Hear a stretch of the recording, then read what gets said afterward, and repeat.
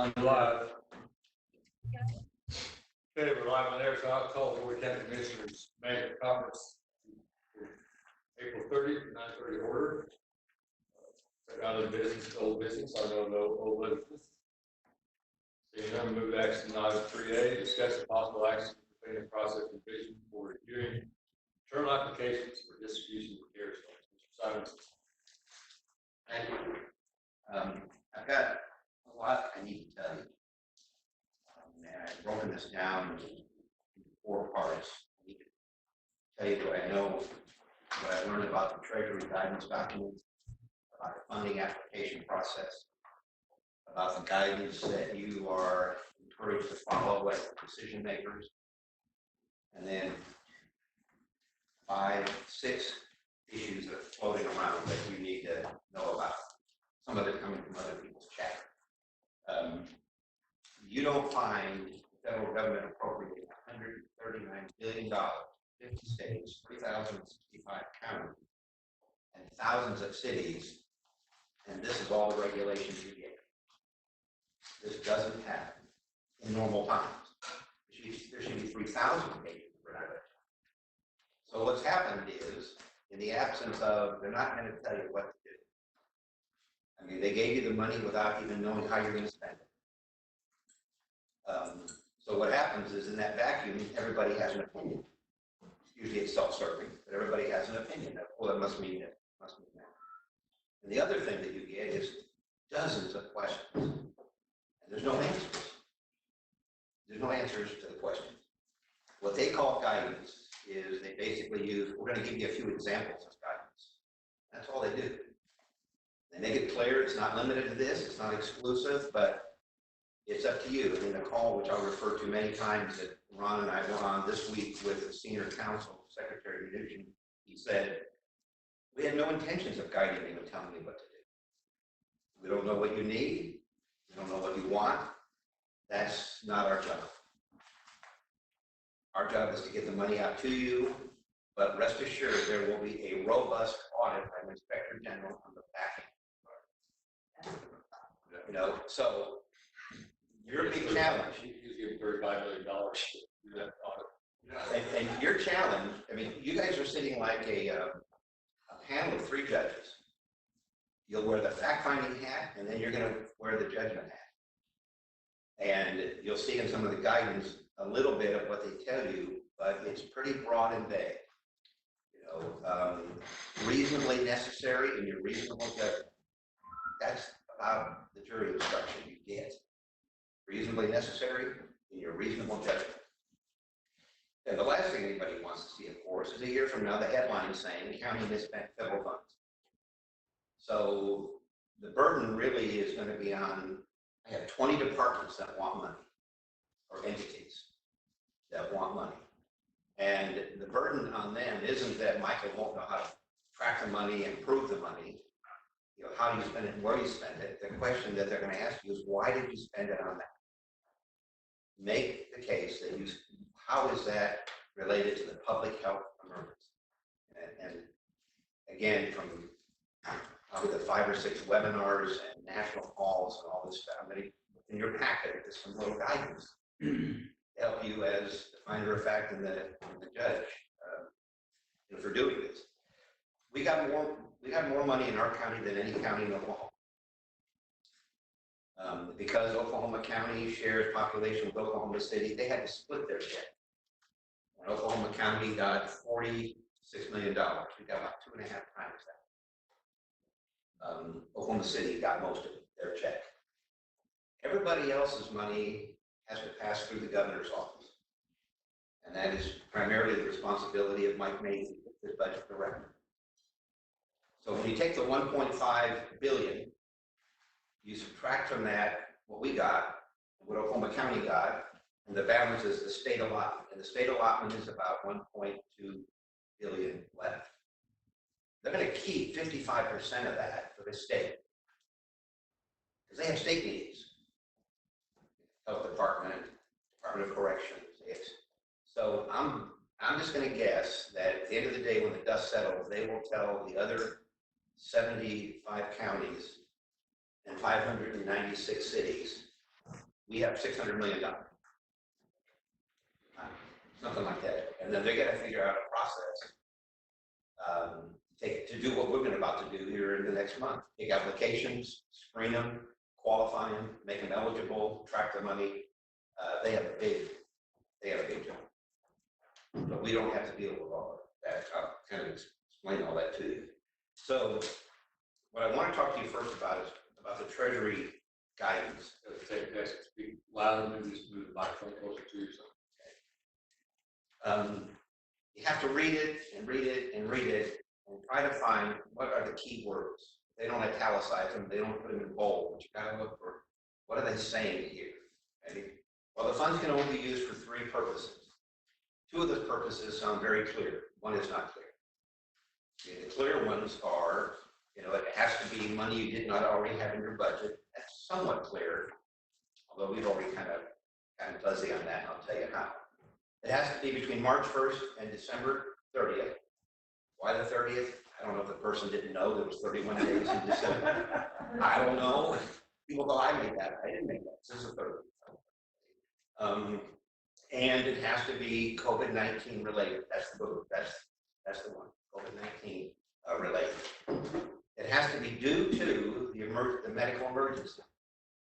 So it can't be like to have, nice to have. I wish we would have had this. It has to be due to that. And I think, and you'll see in here, in some ways, you're going to see a lot of good ideas from people because in my mind, until there's a vaccine, you're the vaccine. What you do is to try to protect people in all kinds of ways. So you're kind of like the vaccine in what you do with this $114 million. One thing clear in the guidance is you can't use it for loss of revenue. They say that.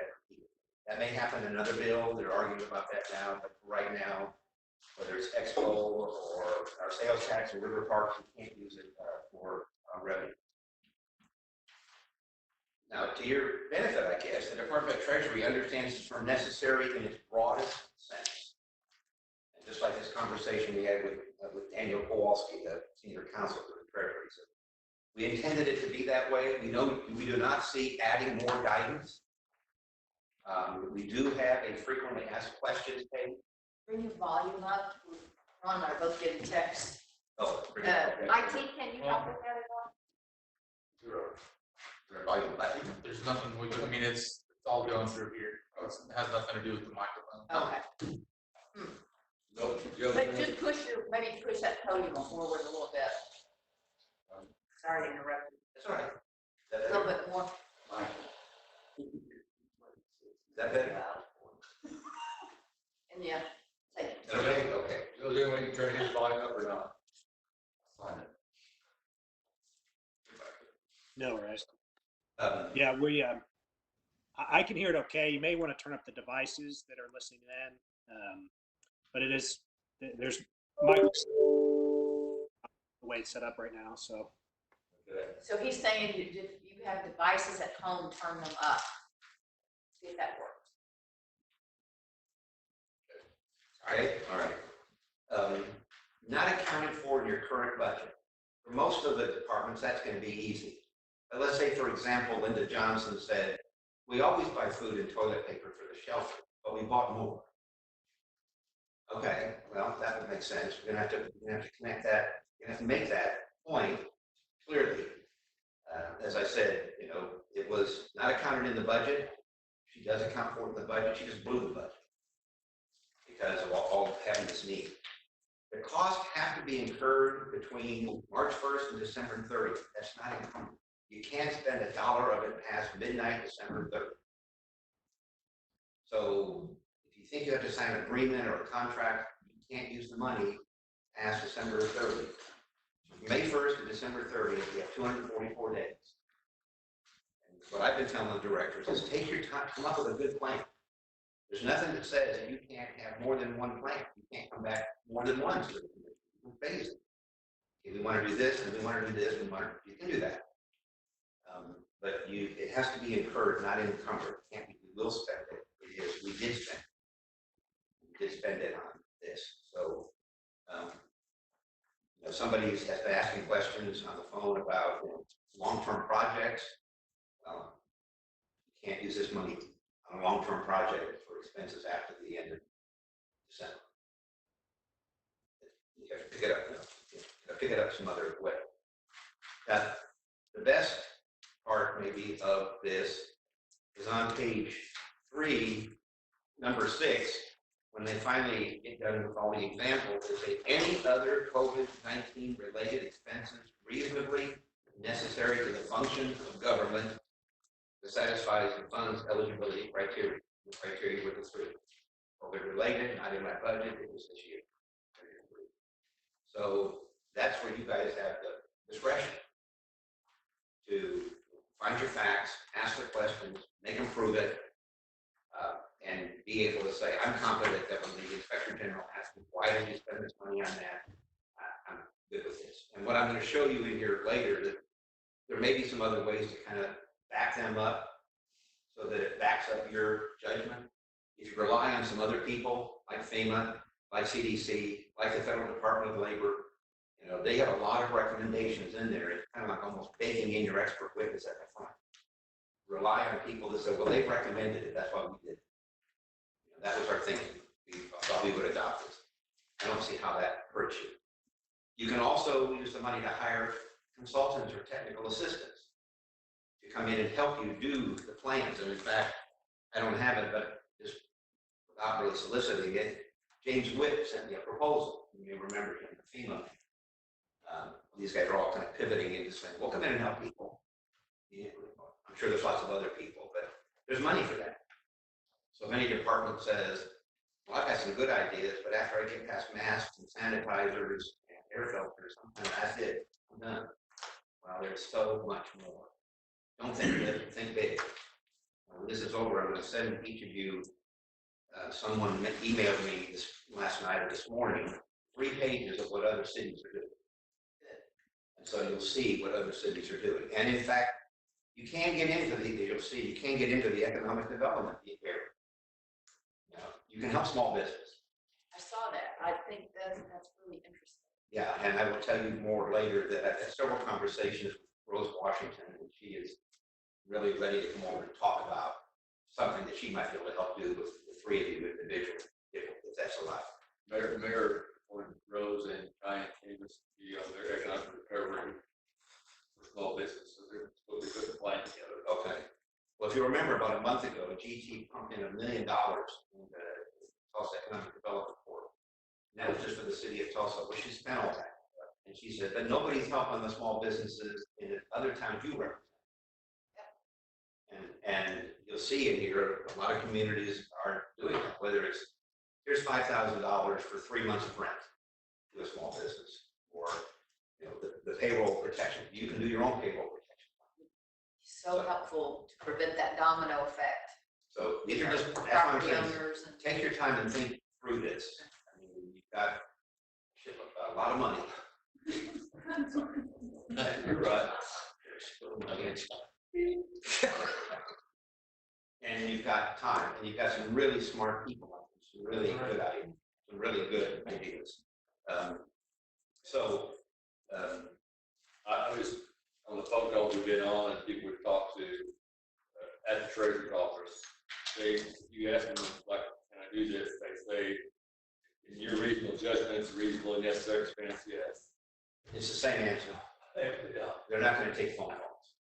It's the same answer. They're saying, you know, the reason we gave it to you with essentially no strings attached, we don't have time for that. I mean, you're fighting a pandemic, and it's winning, so you've got to get ahead of it, and just use your good judgment. You were elected to do that. And trust the folks that come to you, much like, you know, when I would write federal grants, you have to make the case. On this case, you're the grantor.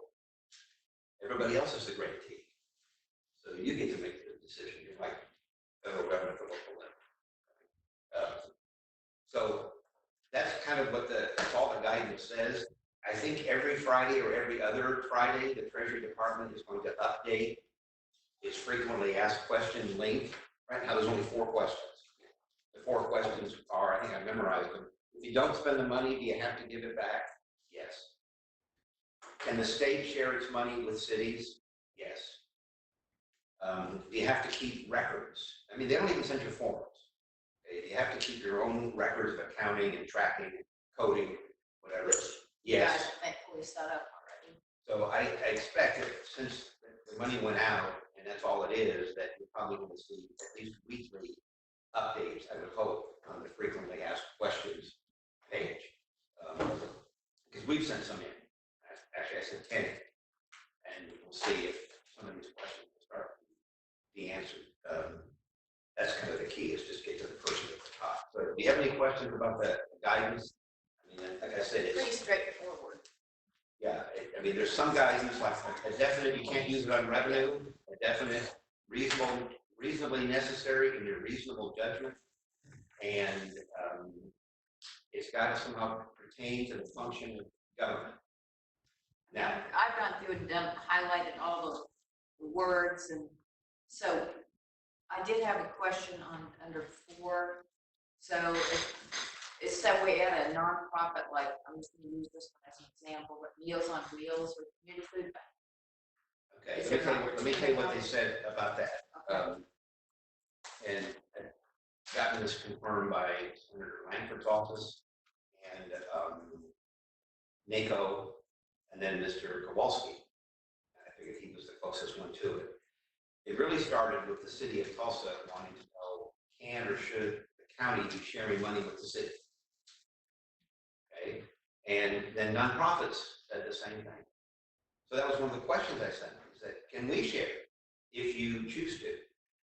And he said, well, we're talking about that right now, but we don't really see that there's a problem if the states can share. We don't know why the counties could share either. You could.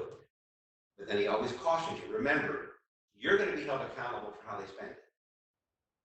So if they misspend it in a way that either is not in the criteria, or they misled you, or they expanded their scope after they told you what they were going to do, and we come in and find it, you're paying it back. Not them.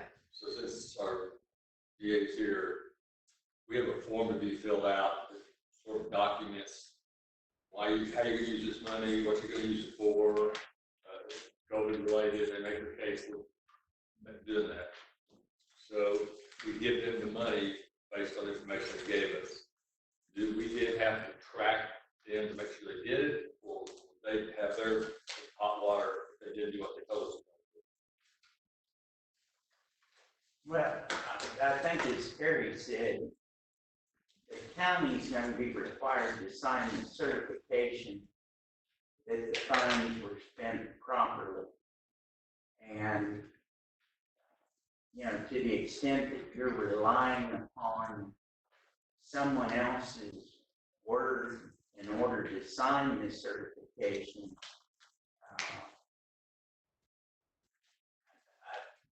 I think that's probably a bad practice. The end result is we're responsible. Yeah, I think So, What some have done, to your point, is they've prepared some kind of an interlocal or interagency agreement or an MOU, something signed by the executive of the agency, pretty much saying, who knows how well it'll hold up.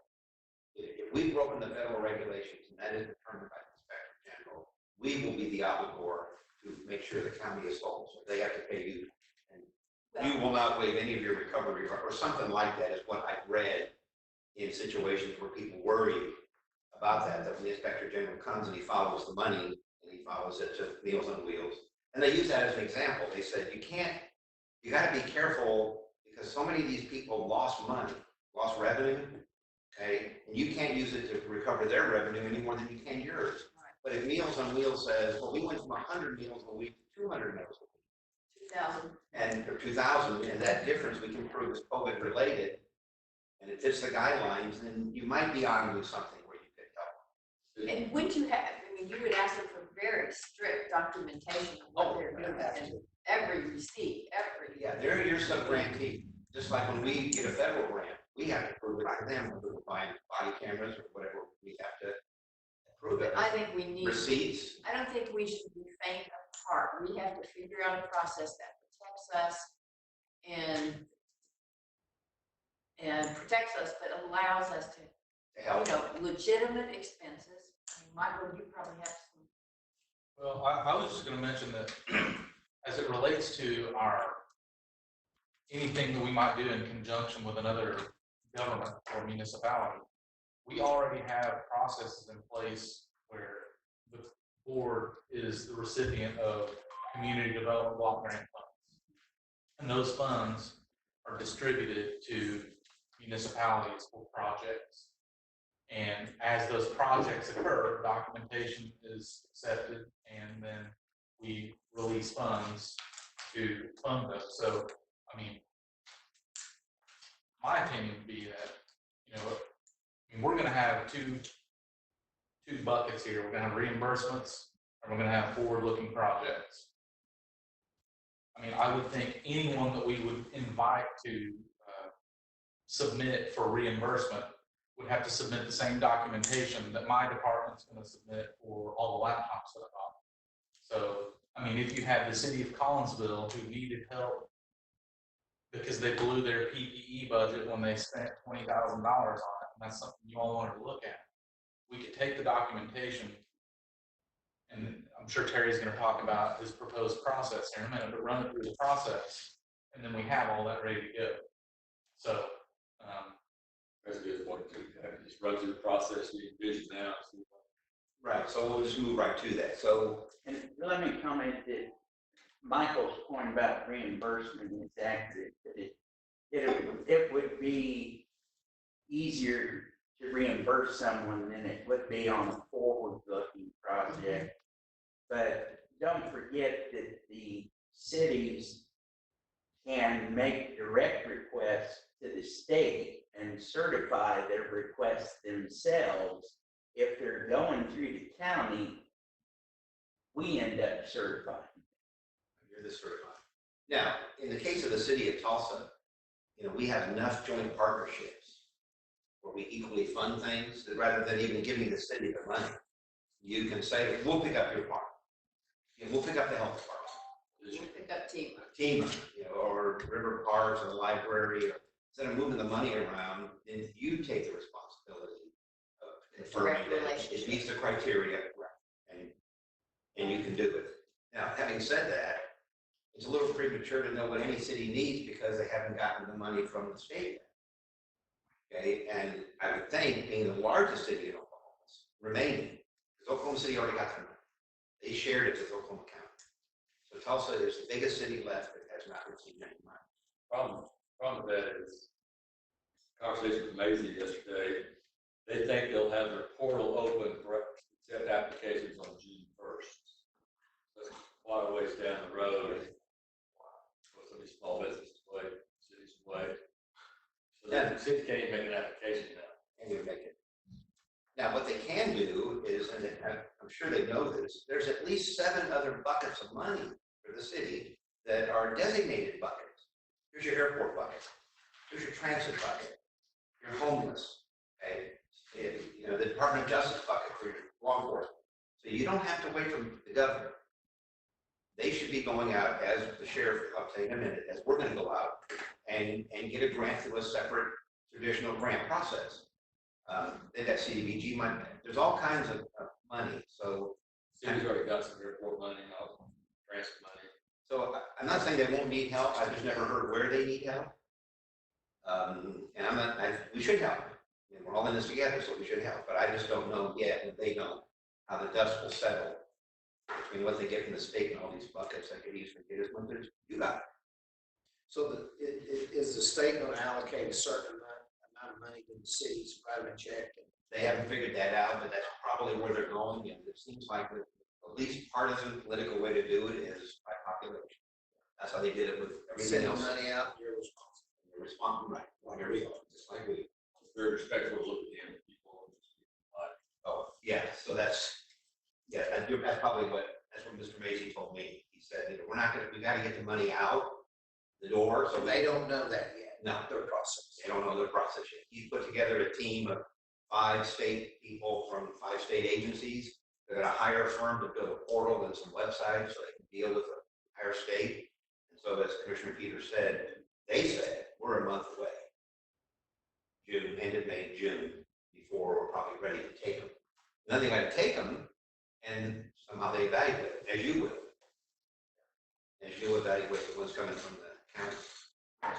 So the application process is going to be this, and I will send this to you because Devin's done a great job and she just shared this with me. The application process and the application itself is already online. And it has some great explanations to it. And in a sense, it says basically fill out the application online with any attachments you have, any quotes, any proposals, any whatever you have. Put that with the application. They would send it to me so I could just make sure all the questions were answered. There's only 7 questions, 3 pages. All the documents were attached to it. There wasn't any missing gaps. And when it looked ready for review, then a review committee, Commissioner Peters, Michael Willis, and myself would look at it, interview people if you wanted to, ask for more documents, but ultimately at the end of the day, to decide, is this ready to recommend to the Board of County Commissioners for full approval and funding? You can have more hearings if you want at a BOCC meeting. If you want to do this during a regular BOCC meeting, or just set aside a special docket, and special time of the day, and all you're going to do is listen to the applications. And people come talk about their proposal. And once you approve it, then Michael's office and the budget staff will figure out the financial way of flowing the money from where it is now to fund the proposal. Right, Michael? That's kind of how that will work. So you're going to be really busy looking at applications probably in May and maybe June, and then it's probably going to kind of die off with people that want the money and even ask for it. Then you'll have to decide, do we want to entertain as government sub-grantees?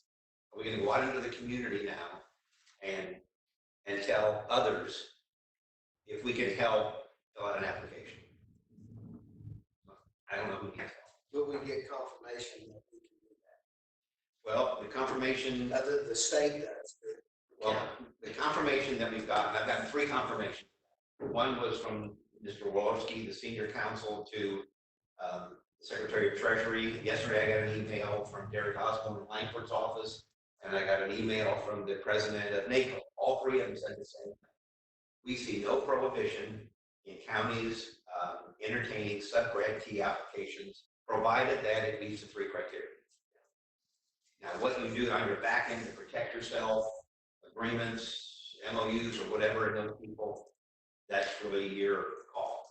They've all said the same thing separately.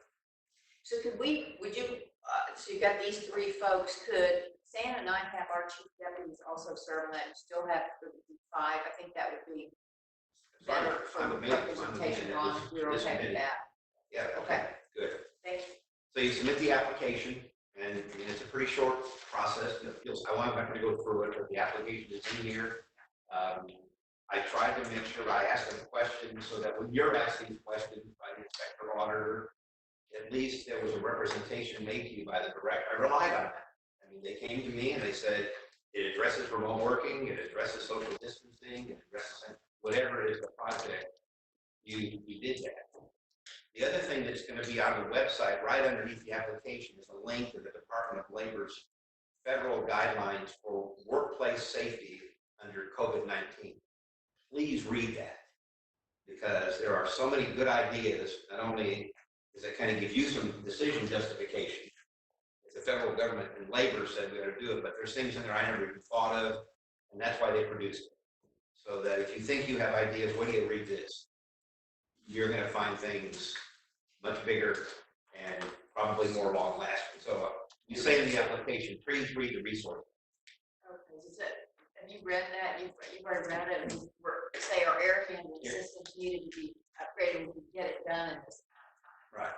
You can get it done in this amount of time, and it does mention that. It talks about a lot about air quality. It talks about engineering. It's out there, right? I'm sorry, you have to say what you're talking about now.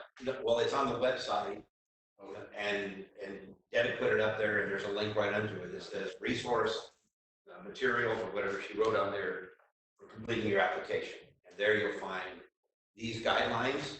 You'll find from the CDC what they have to say about mitigation, and you'll find workplace safety. It's all in there. I just encourage you to say, please read that. It gives you a little more justification if they've relied upon it, and it'll give them some ideas. So Doug, I know you guys got a lot to do. Do you think that when the application's finally ready to come to the BOCC for a vote. You guys need to be involved in that somehow. What do you think about it? Well, the county might want to give some consideration to hiring some folks, including investigators, to implement what we're doing here. One of the things that happens when there's an inordinate amount of money involved, there's an inordinate amount of fraud involved. We just got a bulletin from the AG's office about fraudulent unemployment claims this week. And, you know, if the county's gonna be on the hook for the certification, employing people to go through the applications, to verify the information, to do follow-up investigations. I think all that's COVID-19 related and a reasonable response to spending the money. These are, I'll just show you briefly, these are the two things, Commissioner, that are on the lake. So if they'll pull this Department of Labor and EDC up, this is where there will be some good, justifiable, proven things. And what I've told the folks I've talked to, I said, you know, it's kind of like just writing it. It's like writing a grant. You got to know the right words to use, the words they're going to look for, the words you should look for. And there's 5 words: protection, mitigation, prevention, detection, precaution. Tie what you want to one or more of protection, mitigation, prevention, detection, precaution, and you're probably more safe than sorry in funding. Steve, do you have a question? Yeah, well, no, it's not a question, it's on exactly what I was suggesting. I was thinking the exact same thought. What I would do is maybe reverse engineer the grant. You know, you almost ask me if I hire somebody who's a grant writer who understands what they have to pour over and all that documentation to comply with federal regulation. Find somebody like that who understands that process so that they can start helping you all develop a mechanism that is going to be resistant to a inspector general audit, that if we certify it, that, you know, here's how we kind of approach the process, look at what most federal grants are out there. These are some of the safety precautions that are built into it. These are some of the insurance compliance standards that are out there. You almost need somebody, in my opinion, somebody out there. You're going to administer $113 million, wherever that amount of money is. That's Some of the income, maybe some of the income to help with things. That is all fine. There's others who can help us as well. Is that an RFP process? Is that gonna take some time? they're just Yeah. there for $700,000. And that's our district attorney, Steve Kunzweller. Everybody's Yes, I'm all sorry. listening. That's all right. I was actually on Steve's point. I was approached by the Kaiser Foundation saying, if you need help And zero. to pay for things like technical assistance, consultants, or, you know, people that can kind of come in and oversee, like to his point, you know, we'll be glad to do it. Well, we've had a lot of people offering to do stuff. Of course, they want something. I get it. But they understand the need that there may be some, and you don't have to follow the, I believe, all the RFP process. You have to remember, and I mentioned to Michael, I mentioned to Michael Junk, I said, do not let the governor withdraw the suspension of the procurement purchasing, because now more than ever, we need to expedite that. You know, there's no time for 9 weeks of RFPs. You don't have time for that. You need to, now that you've got the money, you've got to move it, you know, quickly, and then maybe you do some more projects again in the fall, but you have to incur it by December 30th. So let's cover everything you want to cover. Open up for questions. Yes. Anybody online that would like to ask Jerry a question? I do have one more thing. One of the first agencies that I know is going to need help is the election board. Now, somewhere in the package was $400 million to the Election Assistance District Commission. But there was a string attached that the states that got their share have to have a match. And according to Paul at our state election board, he needs $1 million in match money from the legislature. And he's not real optimistic he's going to get it.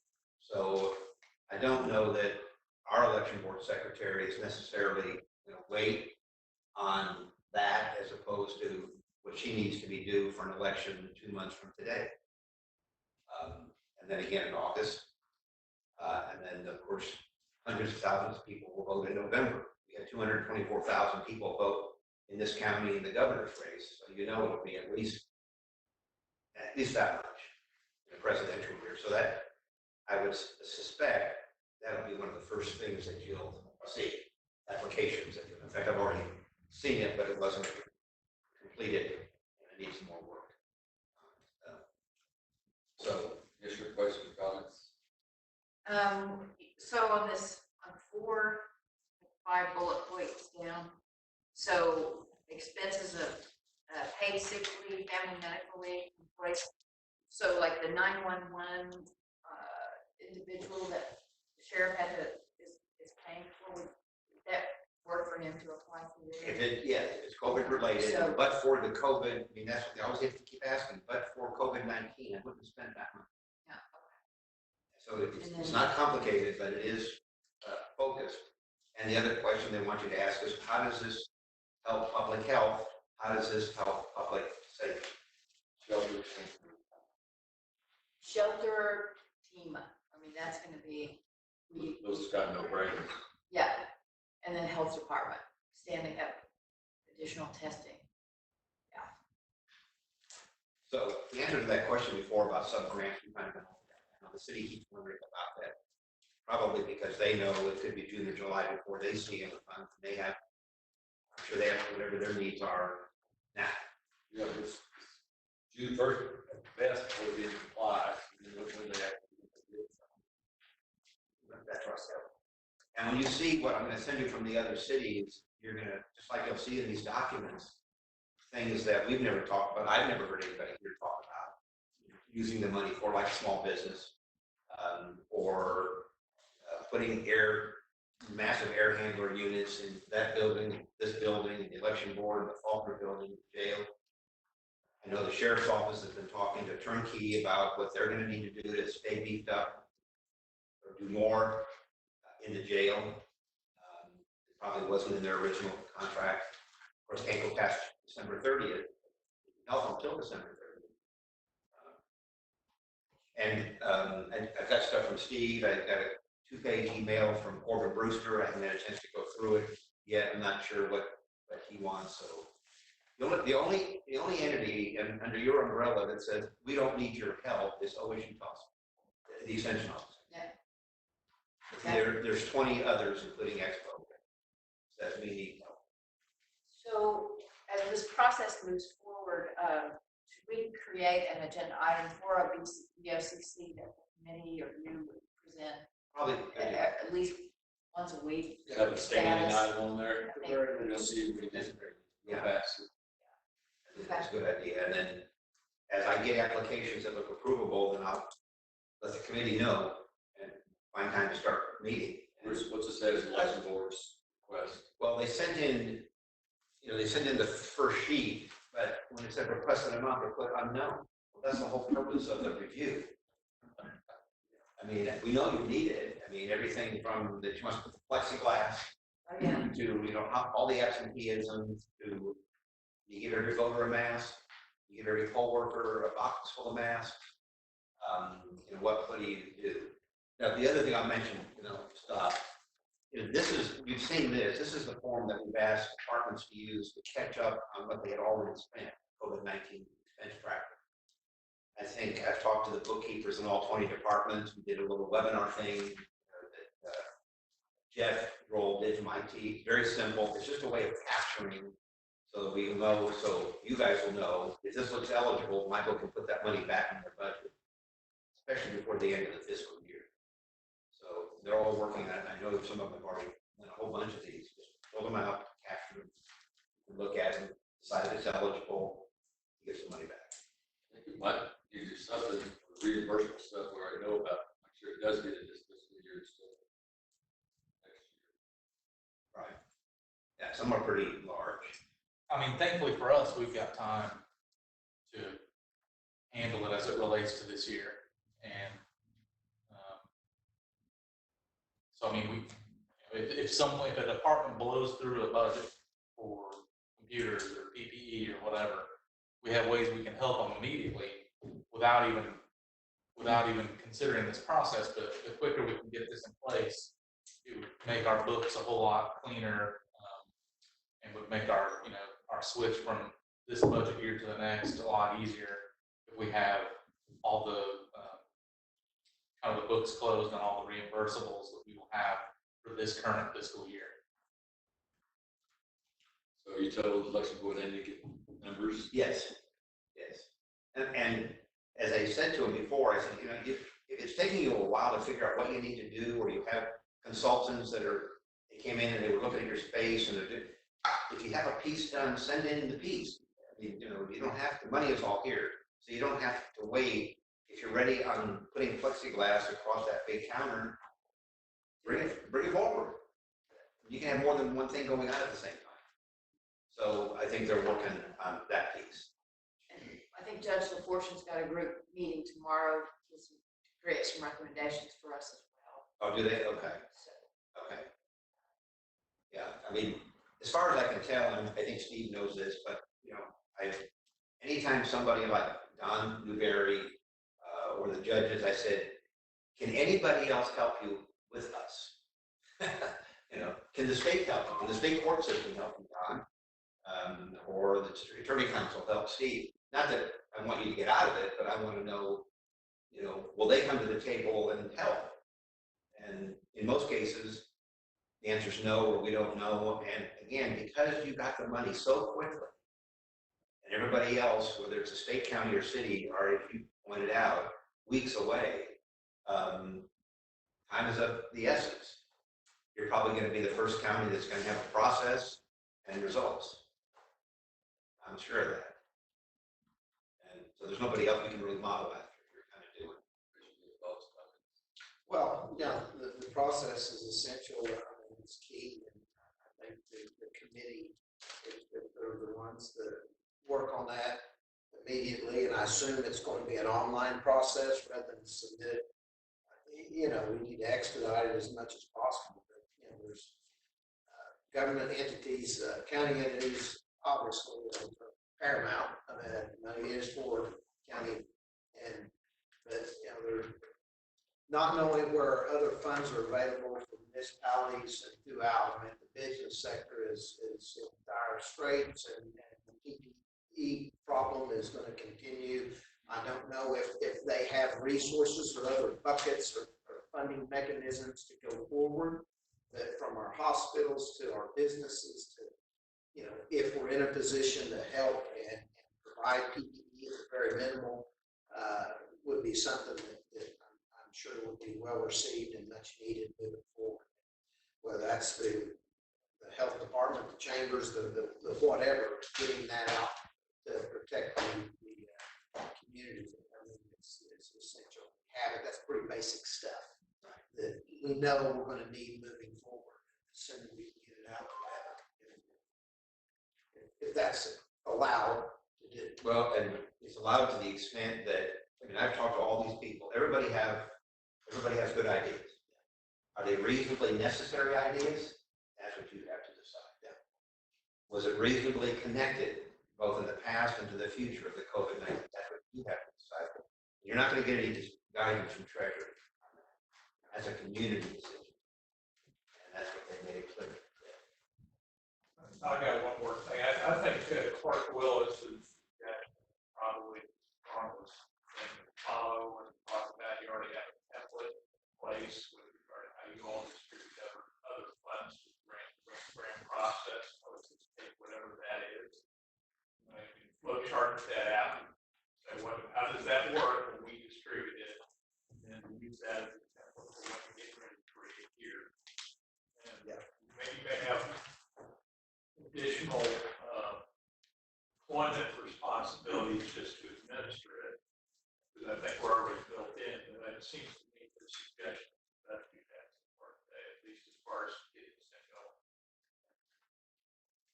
you know the rationale behind, like, there was some suggestion that you could maybe help small businesses with their rent and payroll and stuff like that.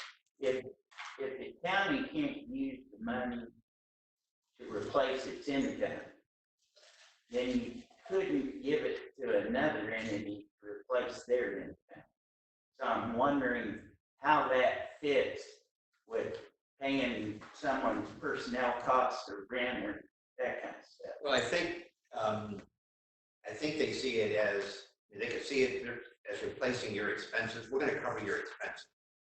Now that maybe that's a different way of saying, and we're also covering your revenue, because that's where your revenue would have gone, is to pay your expenses.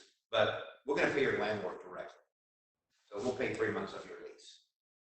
Or it's kind of like that payroll paycheck thing. Okay, you're not coming to work and you still have a job, and I'm still going to send you a check. So apparently the small business, and I mean small guys, maybe there's a lot of those, kind of got washed out of that paycheck protection plan. And so the ones that really need it don't really have any linkage, and they don't consider that revenue. They just said revenue for the public entities. So we can't go to River Parks and say, or Expo Square and say, no, you've taken a big hit because you're having no events anymore. So here's some money for the public entities. They never really said you can't replace revenue with private entities, if that's what that would be considered.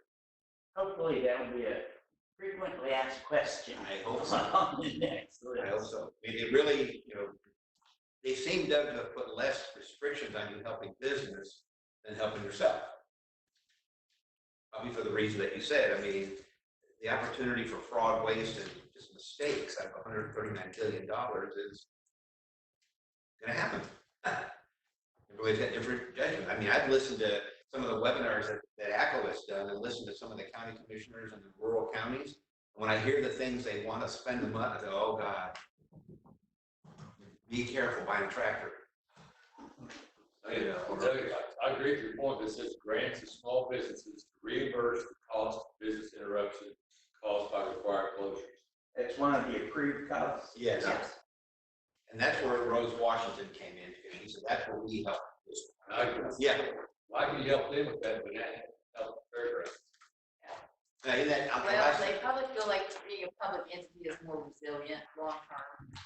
the last thing is These are so fragile with business. they're already working on COVID 2.0. And you probably heard after the fallout of this last one, when Trump, actually President Trump and others really wanted money to go to states and local governments for loss of revenue. And McConnell tried to get that stuck, or try to stop it from being put in there. That's back on the table again. Only this time it's going to have guardrails. The guardrails are going to try to prevent the money from being used to make up for bad decisions that were made by people in office. So if you got yourself in debt, your government, your state government, or your whatever government, or you just made some bad decisions and you want this as kind of like bailout, it's not really supposed to be bailout for bad decisions. So I'm not sure what the guardrails are going to say, but if there is passed, there may be money for revenue loss within limits, which I think we would finally qualify. But where we're okay, where I, and you know this, first got concerned, is that we have 4 bond issues supported by sales tax.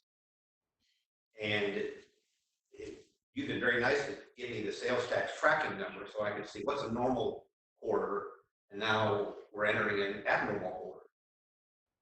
And we have a payment due in June, we have 3 due in September of the 4. And what I wanted to find out from the Bank of Oklahoma, the trustee there is that even if it slumps dramatically, do we have enough on reserves to make the bond payment?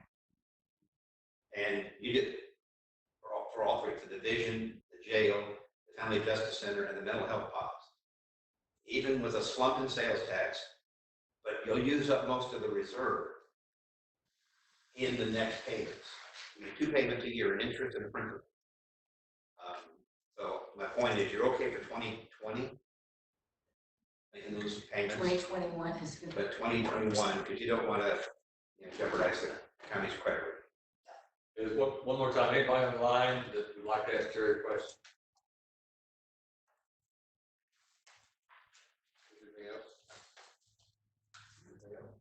I just say here, I have some concern about giving local cities money that we know what they're getting from the state. If there's a really pressing need, I don't have, I think, yes, if there's something, can wait until that's determined. I hate to have to give them money and they come back and get more than they need. So, if any of my cities call, I'm gonna say, I'm not gonna tell them it's that, but if they call wanting some help, and I'm selling them, send an application. So I think one immediate thing that might work were some of our suburban municipalities, well, we work with TEMA. Some of them have their own emergency operations groups. So that might be an easy piece for us to reach out on for those reimbursements, for those. Sand Springs, Broken Arrow, sure. There's several that would benefit. So Commissioner, I make one more recommendation. I might have signed here. I mean, I know it's been busy, but I would consider just having him by the next meeting, figure out where all those portals of money are going to, right? And just call those entities and say, who do you think your customer base is? So you could be better informed as to who they think they're going to be serving. So like, Incom's got money, they've got a perspective as to who their customer base is going to be. The airport's got money. They got a concept of who their money is going to be going to. And then have Terry report back to you, well, this is kind of what I before I broke it down. State of Oklahoma in this area is going to be pouring money into these groups. So you can avoid that perception, I guess, of double dipping. Yeah. I mean, what we've been doing within my office is trying to identify those things that are totally operations centric to my office that the county would be obligated to, as opposed to I guess what I'd say infrastructure for us versus what we would customarily get from the state of Oklahoma to handle our operations. I mean, there's a pretty easy line for us to draw in the DA's office as to how we're going to divine that out so that, when we're asking you for money, we know that we're not going to be asking for that same amount of money to the state. I think that's critical for your understanding to figure out when an application is coming in and you can say, no, that you need to go to that entity and that's where your money is coming from. But to your point, the sheriff has brought this up. Sometimes we're going to have to figure out whose request is it. Is it Steve's request or is it Vic's request? I mean, it probably doesn't matter, but it needs to be in somebody's application. And particularly if after this money is gone and we're still using it, the expense lives on, who's carrying the expense that lives on? One request we've been talking about in our office, it seems to me, to involve a lot of folks, especially in the courtrooms and stuff, is how are we going to do jury trials over the next year or two? Because you can't really pack folks into a jury box the way you used to. And it's mandatory under speedy trial rules that we conduct these. And just talking about it amongst ourselves, it is an operational problem to figure out, and getting all of the stakeholders to group together and work that problem as a whole would be helpful. And I would think some of this money could go toward that, whether it's,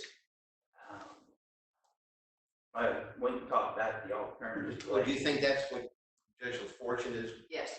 Working on? Yeah. So I've talked with him in two mechanisms. It's the immediate, right?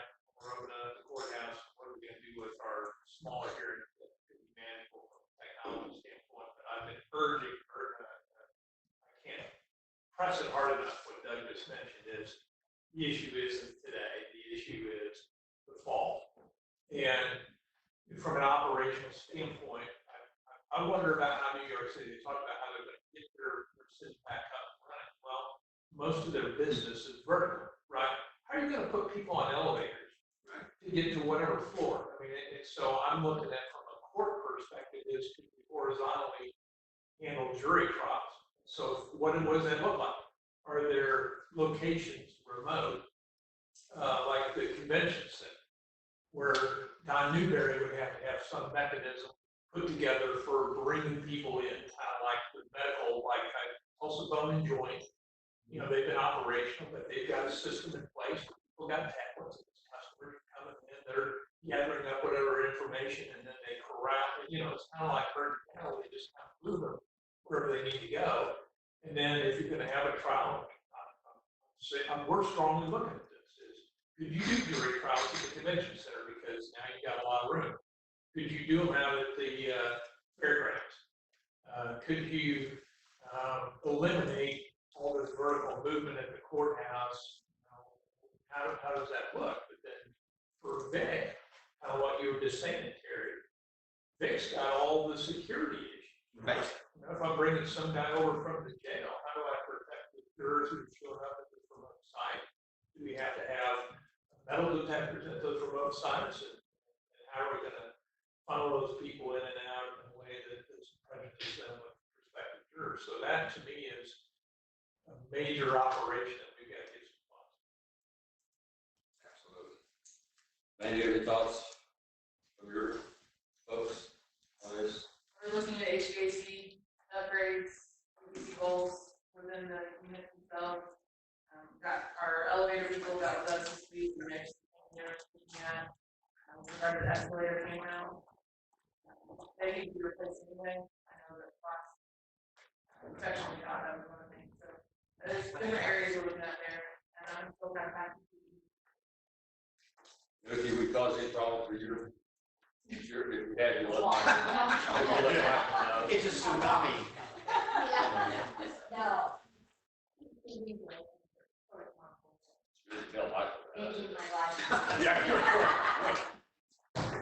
Commissioner? Commissioner? Move to adjourn. Oh, I heard from Commissioner? Hello?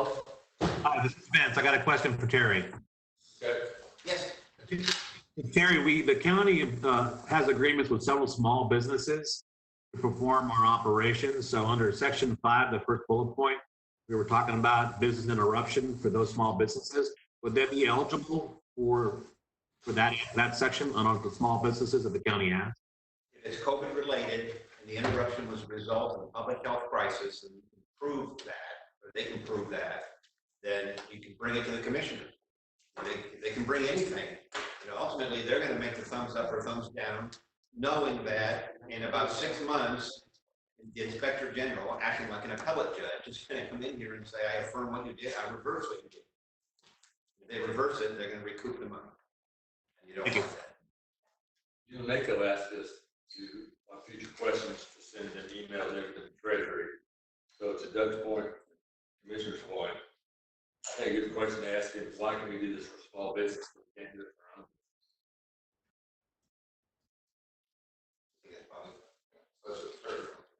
Yeah. Anything else, Vince? Anybody else? move to adjourn. Second. All fair say aye. Aye. All say aye, so we adjourn.